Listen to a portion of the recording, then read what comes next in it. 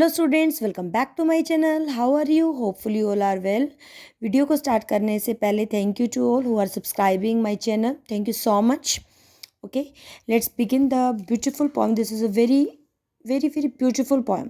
ठीक है, wind and of class ninth and this poem is the part of the second lesson. ठीक है, and written by the Subramanya Bharati. ठीक है, Subramania Bharati is a Tamil writer. He wrote in the Tamil and A.K. Ramanujan who translated this into the English.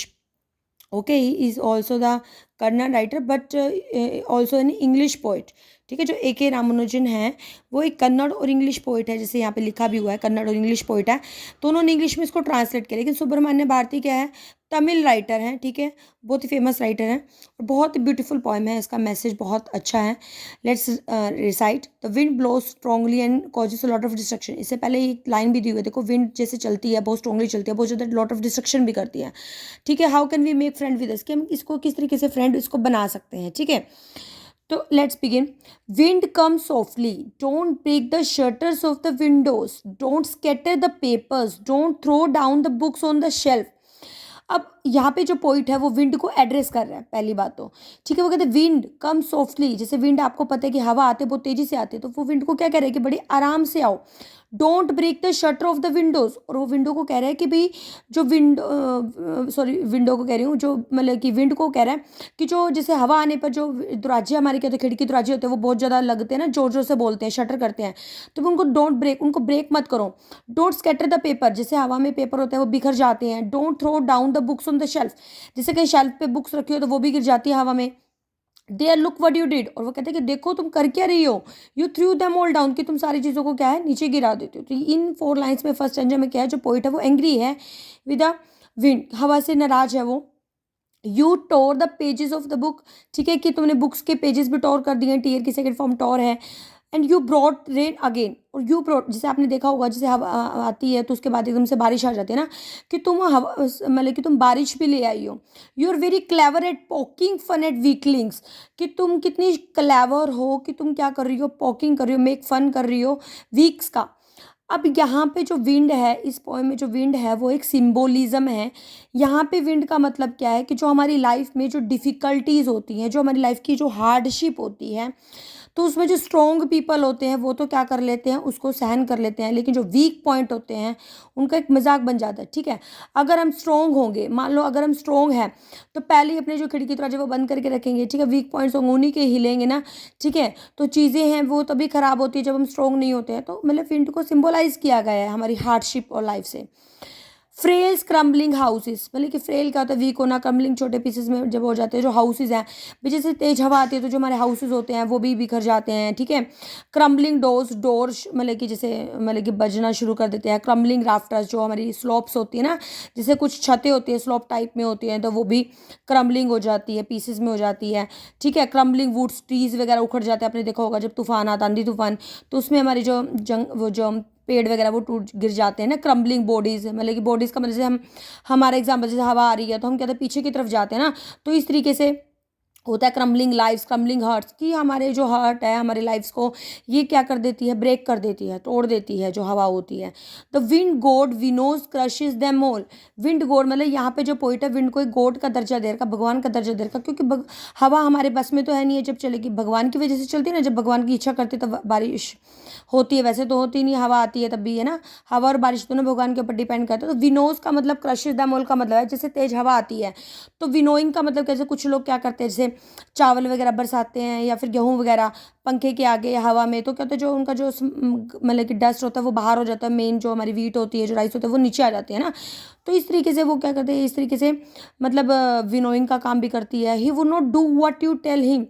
अब poet क्या करेगा, ही would not do, कि वो ऐसा नहीं करेगी जो हम उसे कहते हैं, मतलब उसे करना वही है जो उसे करना होता है। मीन्स क्या होता है कि ये जैसे विंड को डिफिकल्टी लाइफ से बोला गया ना, कि लाइफ में अगर डिफिकल्टीज आते हैं स्ट्रॉन्ग है, तो वो अपने यहाँ पे आते हैं, किसी के कहने से लाइफ में हमारी प्रॉब्लम्स नहीं आती हैं। जो आनी है वो तो आनी ही है, सिचुएशन आने, वो हमारे ऊपर डिपेंड करता है कि हम उसको कैसे फेस कर रहे होते हैं। So comes let's build strong homes. अब पोइट क्या कह रहे हैं, चलो आओ हम घर जो हमारे वो स्ट्रॉन्ग्स बनाते हैं, ठीक है, ऐसे घर बनाओ जिससे कि वो तोड़ भी ना पाए। मतलब हमें अपनी लाइफ में इतना डिटरमाइंड होना है कि हमें वो लाइफ ब्रेक भी करे, ठीक है, हम कभी भी टूट ना पाए, हम कभी होपलेस ना हो। Let join the doors firmly and practice to firm the body. कि चलो आओ सब मिलके ये फर्मली स्ट्रॉन्ग डोर्स बनाते हैं, प्रैक्टिस करते हैं अपनी बॉडी को फर्म करने की, स्ट्रॉन्ग करने की। Make the heart steadfast, मतलब कि जो हमारे जो हार्ट है उनको हम क्या करेंगे, फर्म बनाएंगे, स्ट्रॉन्ग बनाते हैं। Do this and the wind will be friends with us. अगर हम ऐसा करेंगे ना कि जो ये सारी की सारी चीज़ें जिसको हमारी जो विंड है वो कमज़ोर करिए, अगर हम उनको सबको स्ट्रॉन्ग कर लेंगे तो विंड भी हमारी क्या हो जाएगी, फ्रेंड हो जाएगी। विंड क्या है यहाँ पे, डिफिकल्टीज है लाइफ की, वो भी हमारी क्या हो जाएंगी, दोस्त हो जाएंगी। अब डिफिकल्टी भी कब तक आएंगी हमारी लाइफ में, एक बार आई, दो बार आई, जब उनका फेस करने लग जाएंगे तो वो भी हमारी क्या बन जाएंगी, फ्रेंड बन जाएंगी, ठीक है। The wind blows out weak fires, he make strong fires roar and flourish. अब आपने चीज़ ऑब्जर्व की है, जब हवा आती है तो थोड़ी बहुत ही, जब आग लगी होती है, जब हम कोई कागज वगैरह जलाते हैं तो हवा आती है तो वो मतलब कि एक्सटिंग्विश हो जाती है, बुझ जाती है ना। जैसे मान लो हम माचिस की तिल्ली भी जलाते हैं कभी और हवा चल रही है तो जल नहीं पाती। लेकिन आपने देखा जब ज़्यादा आग लगी होती है तो हवा चल जाती है तो वो और भी फैल जाती है। तो मतलब क्या है इस चीज़ का, कि जो वीक पीपल होते हैं ना उनको तो जो हमारी डिफ़िकल्टी लाइफ वो तो जल्दी दबा लेती है, ठीक है। लेकिन जब हमारी लाइफ में जब ज़्यादा डिफ़िकल्टीज आती हैं तो हम उससे वीक नहीं होते, हम उससे और भी ज़्यादा स्ट्रॉन्ग होते हैं। तो देखो कितना अच्छा कंपैरिजन किया है हमारे पोइट ने।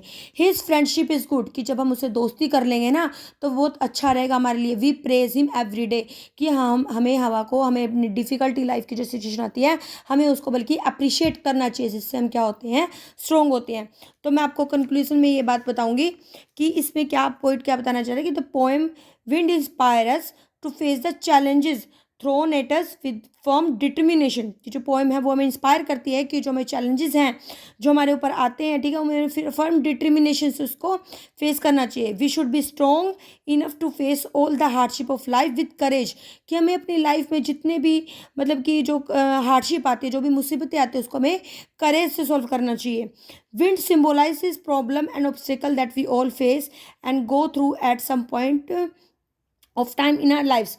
कि विंड हमें सिम्बलाइज करती है कि जो हमारी लाइफ में प्रॉब्लम्स होती हैं, ऑब्स्टिकल्स होती हैं, वो हम उसको फेस करते हैं और किसी न किसी टाइम में हम अपनी लाइफ में उससे गो थ्रू भी होते हैं, ठीक है। तो ये आपका जो पोएम का बेसिक सा एक सिंपल सा एक थीम है, ठीक है, जो आपको याद रखना है कि अपनी लाइफ में चैलेंजेस को हमें एक स्ट्रॉन्ग डिटर्मिनेशन से उसको मतलब कि सॉल्व करना है।